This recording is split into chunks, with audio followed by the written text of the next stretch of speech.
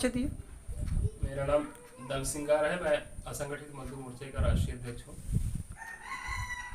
राष्ट्रीय अध्यक्ष जी, ये बताइए रसोइयों के लिए कहाँ तक संगठन ने काम किया है। देखिए, रसोइयों के लिए सबसे पहले इनको जो 1000 मानदेय मिलता था, उसके लिए लड़ाई लड़ने के बाद फिर 1500 हुआ, अब 2000 हुआ है।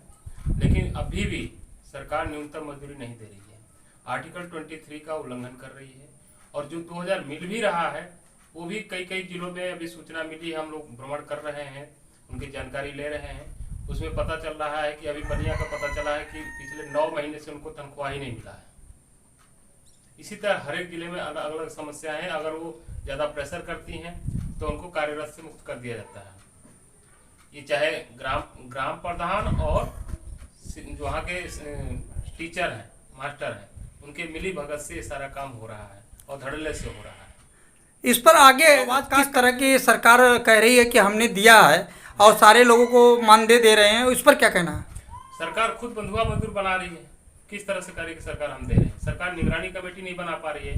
मेरी मांग है कि डीएम की अध्यक्षता में, जिलाधिकारी महोदय की अध्यक्षता में बेसिक शिक्षा अधिकारी और इन सब तमाम बड़े बड़े अधिकारियों के साथ ये सारी निगरानी समिति बनाई जाए, तब जाके इसका समस्या का समाधान हो सकता है। अन्यथा ऐसे तो कुछ नहीं हो पाएगा।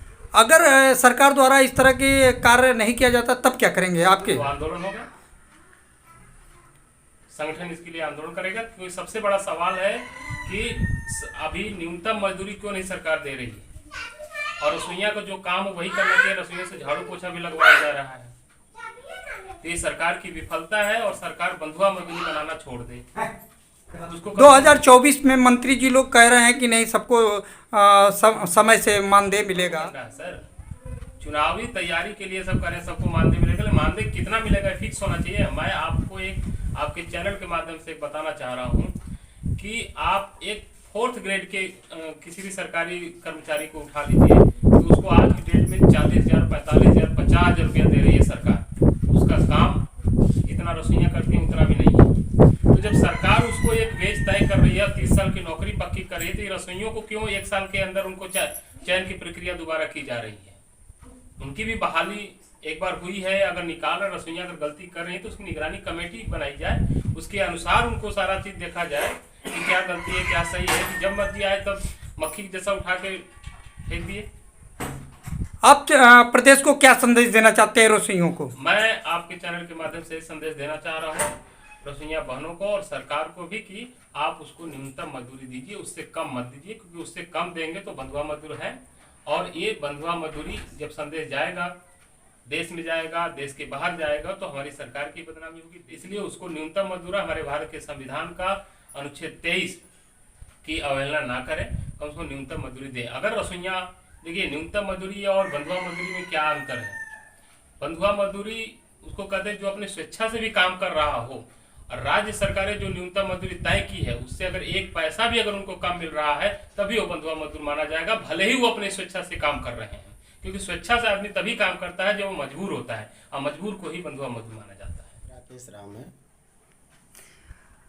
राकेश राम जी, ये बताइए कि चंदौली में रसोइयों का मामला बड़ा उजागर हो रहा है, इस पर क्या कहना है। सर, चंदौली में स्थिति जो आ रही है उसके लिए हमारा कहना है कि हम संगठन के माध्यम से जो भी बातें सरकार के पास रख रहे हैं, अधिकारी के पास रख रहे हैं, अनसुना किया जा रहा है और उसको ध्यान से नहीं देखा जा रहा है। उसके लिए हमें अपने संगठन पे जोर बांधने की ज़रूरत पड़ गई है, और मैं जहाँ तक होगा मैं उस चीज़ के लिए बार बार डीएम साहब से, बीएसए साहब से और खंड शिक्षा अधिकारी से लड़ने की तैयारी में हूँ और बात करने की तैयारी में हूँ। अभी जिलाधिकारी से मिले थे आप लोग, क्या हुआ। जी, अभी तक हम लोगों को कोई सूचना नहीं मिली है, और ना ही अभी तक हमारे यहाँ एलआईयू फ़ोन किए थे, लेकिन एलआईयू के बाद भी हमको कोई सूचना नहीं अभी तक आई है।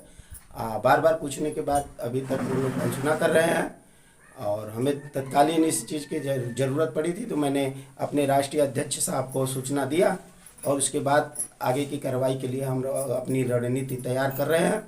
और हो सकता है कि अगले महीने तक जाते जाते हम लोग यहाँ पर बहुत विशाल धरना भी कर सकते हैं, अगर हमारी मांगें पूरी नहीं हुई तो। आप कहाँ काम करती हैं सर, और कैसा, कौन सा काम करती हैं। मानवर कांसीराम चंदौली आवास में रसोइयों को काम करती हूँ। क्या रसोइयों का काम है? सर खाना बनाते हैं और उसके बाद लड़कों को खिलाते हैं। उसके बाद भी जो है कि सर जी कहते हैं कि ये काम करिए। क्या आप ही करती हैं कि और लोग हैं? कितनी रसोइयाँ हैं आपके स्कूल में? हम लोग तीनों रसोइयाँ तीनों करती हैं। तनख्वाह समय से मिल जाती है? नहीं सर, समय से नहीं मिलता है। क्यों नहीं मिलती है जब आप काम करती है तो? सर हम लोग कहते हैं नहीं मिलता है, तो हम लोग अपने संगठन को कहते हैं, तो हम लोग का संगठन कहते हैं अच्छा मिलेगा। संगठन आपका क्या करता है? सर हम लोग का हर जगह धरना कराते हैं, 1000 से 1500 करे, 1500 से 2000 करे।